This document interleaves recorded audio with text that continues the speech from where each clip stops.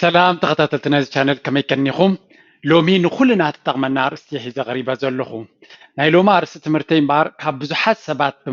بستفل عليه من قدك حتى تاسن حكيها ساقا أبزوانا بزو حساب تسفاز غرص الله بفلاي دما أبز معبول عالم وي معرابا عالم تسديدي زلو أبكالك كفال بمنصرقن بفلاي أبز معبول عالم أبزي ሃብታም ዶ ጽቡቕ ዕድላት ኣለዎ ዝበሃል ዓለም ብዙሕ ሰብ ተስፋ ዝቆረፀ ከም ዘሎ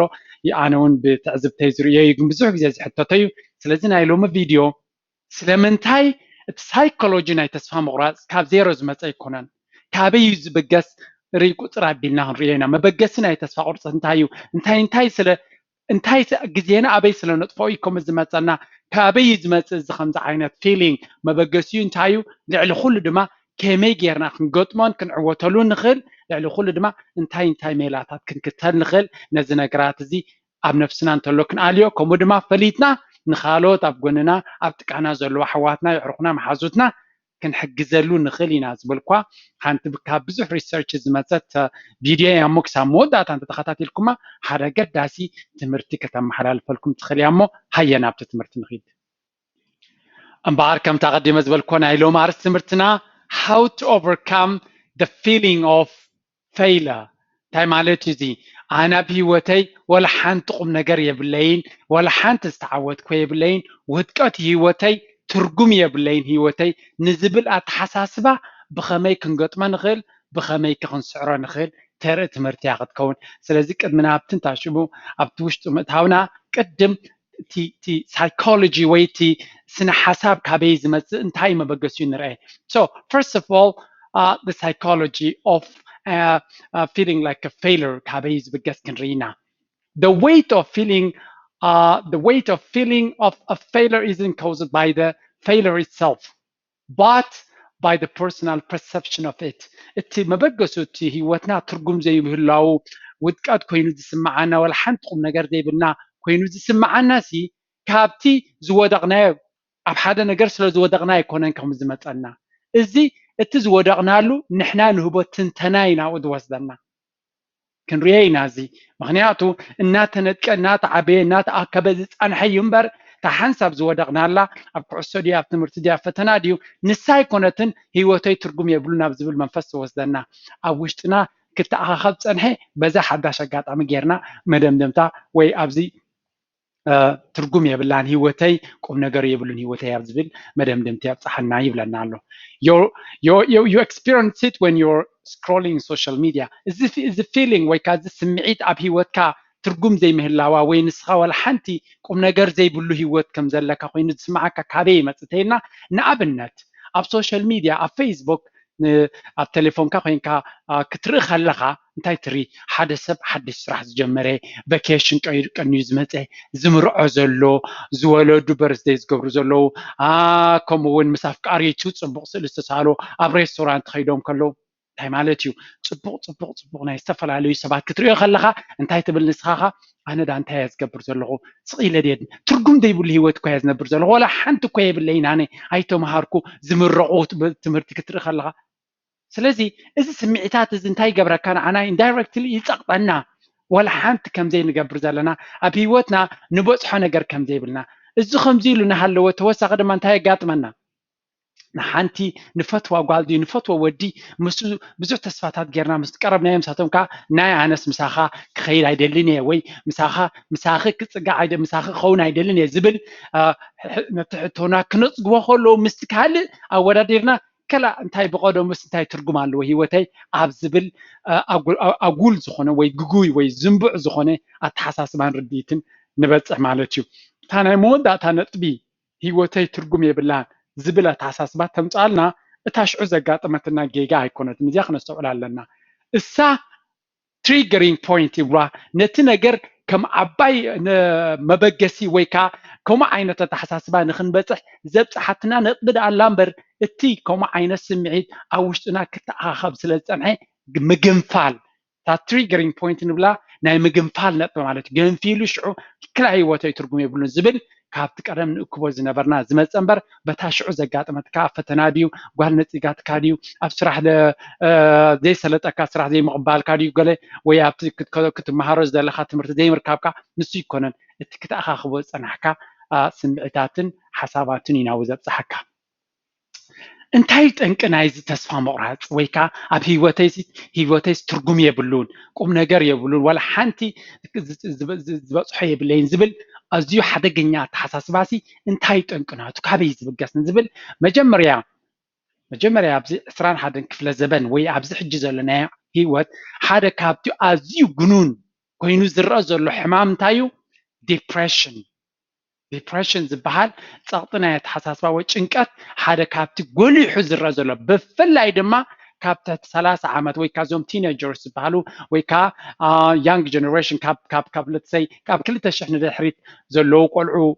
ክንብል ንኽእል ወይ ድማ ካብ 9 ንድሕሪት ዘለው ትሕቲ 30 ዓመት ዘለው ሰባት ገኒኑ ዝረአ ዘሎ እንተሎ እዚ ዲፕሬሽን ዝበሃል ሕማም እዩ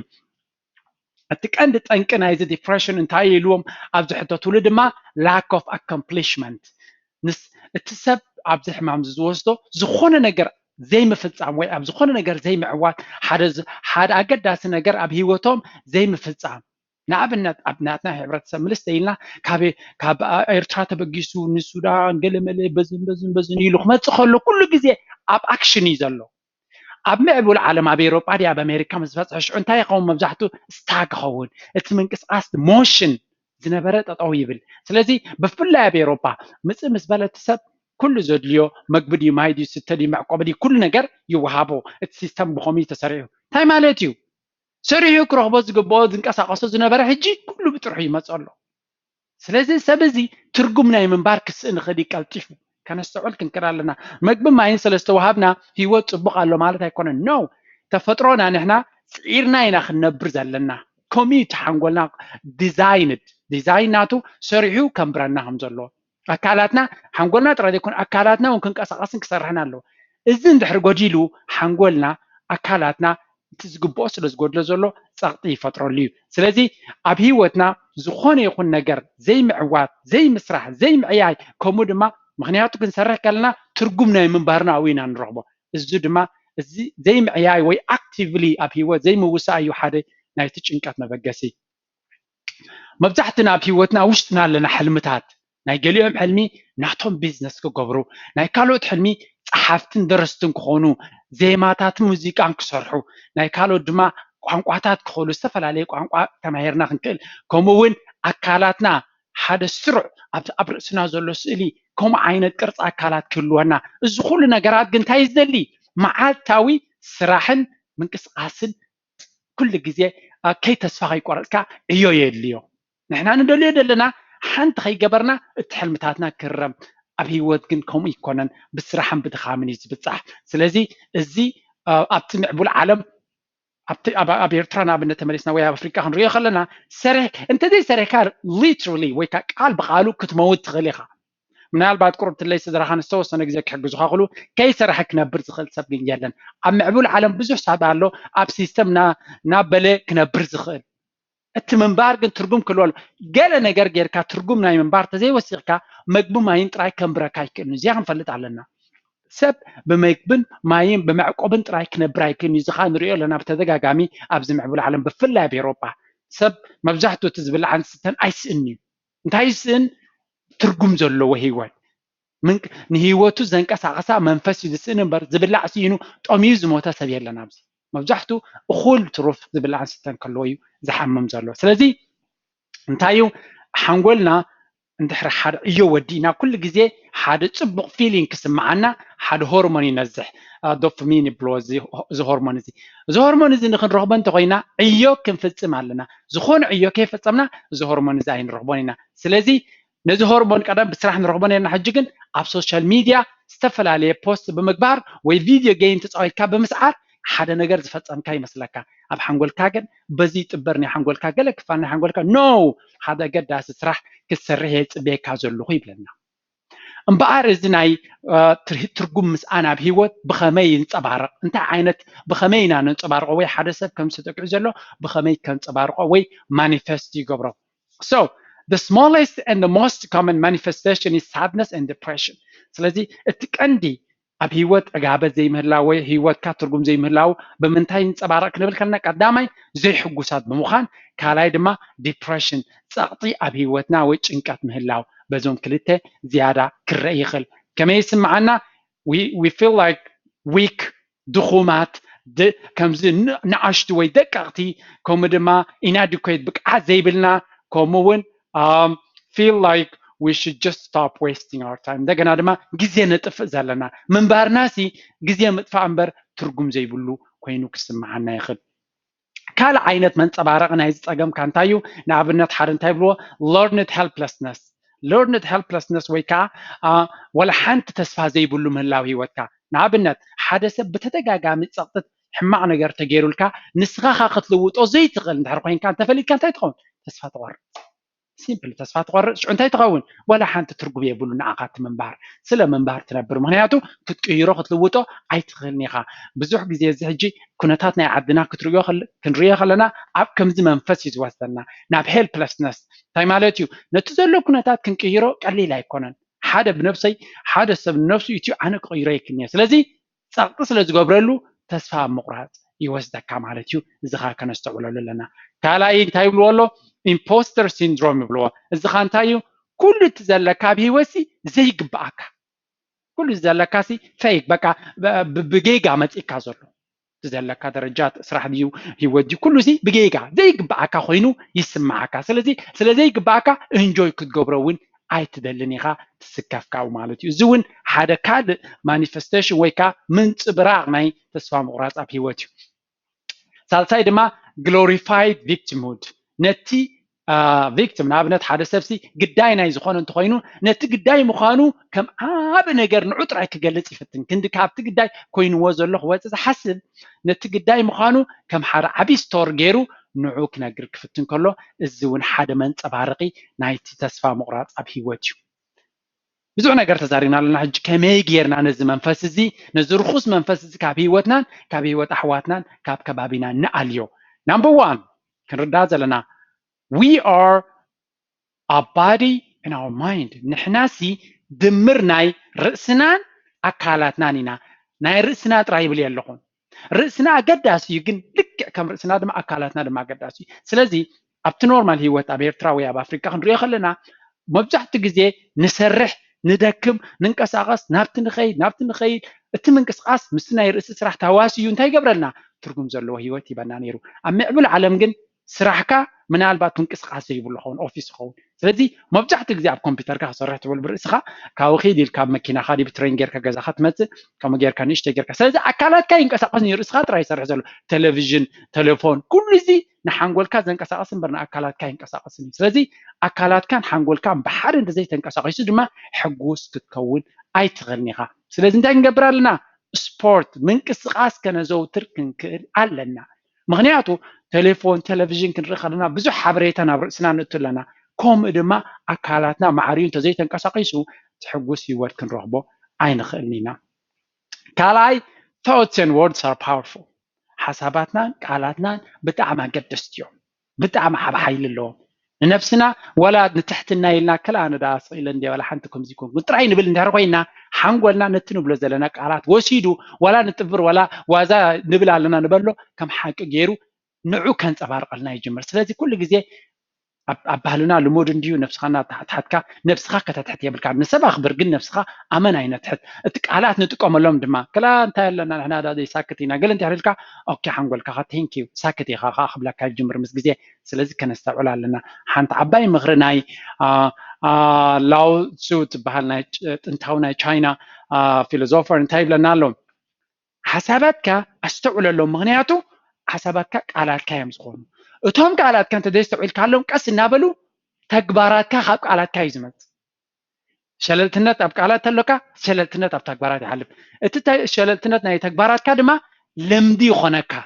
استوعلوا ناب لمدي قصو يخيد ات لمدي ناتكا مننت كون كاركتر ناتكا كون يدل يجمر نسو دما كاركتر كدما نهيوتكا اموداتا نسيز وسنا سلازي كنتنقق علنا سالتاي دما failure and feeling like a failure are different اب هيوت كنودق نبوريو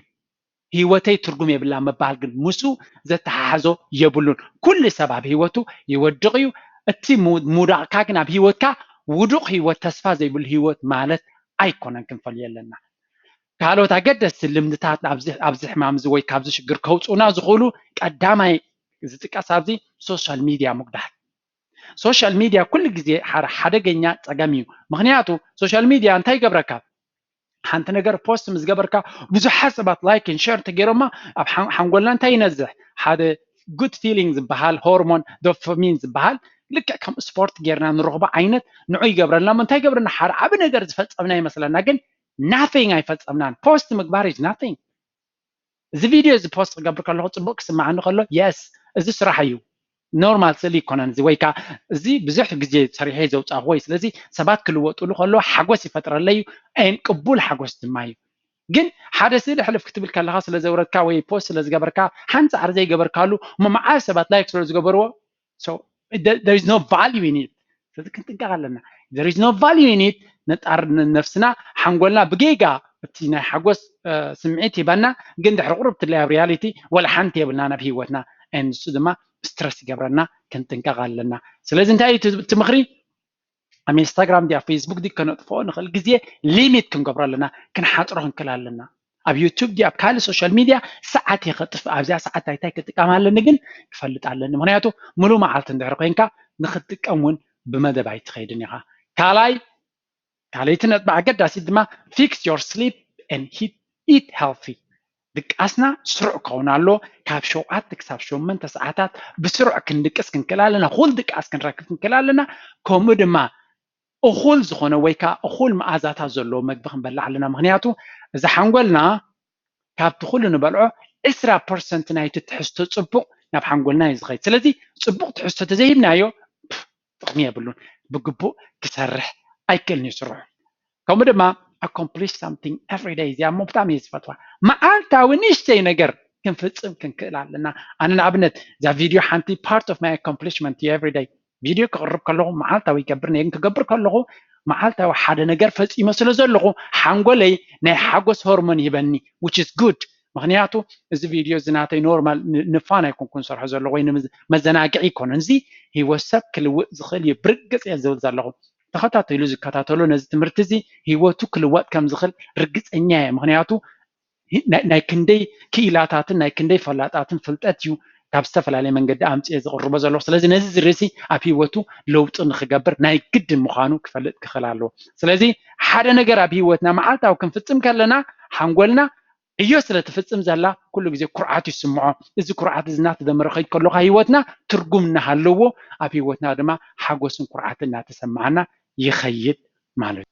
እቶም ንመጀመርያ ኣብቲ ቻነል ትመፁ ዘለኹም ሽመይ ጆርጆ ድራር ይበሃል እዚ ጂ ድራር ቻነል ኣተሓሳስባና ክልውጠና ብዙሕ ትሕዝቶ ይቕርብ ኣለኹ እቲ ትሕዝቶታት ኣብ ሂወትና ከመይ ጌርና ናብ ሕጉስን ዕውትን ሂወት ንኸይድ ቁጠባና ከመይ ጌርና ንዕሪ ባህርና ከመይ ጌርና ንዕሪ ከመይ ጌርና ፍልጠት ተተርእስና ሂወትና ንዕሪ ከም ግልናን ከም ሕብረተሰብን ክሕግዝ ዝኽእል ትሕዝቶ ኣለዎ እቶም ከም ወትሩ ትመሃሩን ተዓቢሉን ዘለኹም ፅቡቅ ገበርኩም ንዓይ እውን ከም ወትሩ ተተባብዑን ስለ ዘለኹም ካብዛ ናይ ሎሚ ቪድዮ ደስ ዝበለትኩም ወይ ንስኹም ትውስኹላ ኣብ ኮሜንት ክፅበየ ተወሳኺ ድማ እዛ ቪድዮ እዚኣ ትጠቕሞም ሰባት ብርግፅ ኣለው ክርእይዋ ዘይክእሉ ፕሊዝ ሓግዝዎም ክጥቀሙላ ምክንያቱ ሼር ንክትገብሩ ለይለ ኣይኮንኩን እዚ ኣገዳሲ እዩ ብዙሕ ሰብ ካይጭነቕ ስለ ዘሎ ሓገዝ ክገብር ይኽእል እዩ ንብዙሓት ሰባት እውን ይሕግዝ እዩ ስለ ዝፅሕፉለይ ድሓር ስለዚ ሓገዝ እዩ ንዖም ምሃብ ማለት እዩ ድሕሪ ምባል እዛ ስራሕ ብዝተወዲያ ኣላ ኣብ ካልእ ክሳብ ንራኸብ ተሓንኩኑ ቻው